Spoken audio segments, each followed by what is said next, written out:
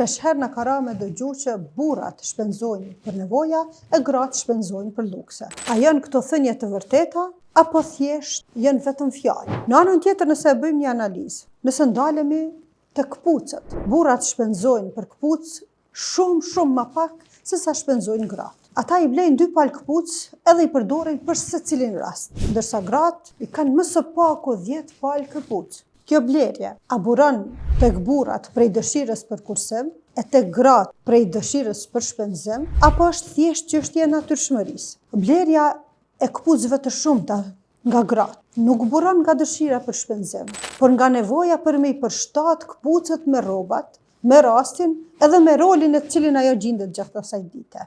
Tash lind pyetja, kush ka më shumë drejt? Gratë me 10 palë më shumë kputuc apo burrat me 2 palë kputuc? Në anën tjetër, a ka nevojë njeriu për 5 palë kputuc të një sezone? A është shpenzim i nevojshëm apo për një me është luks?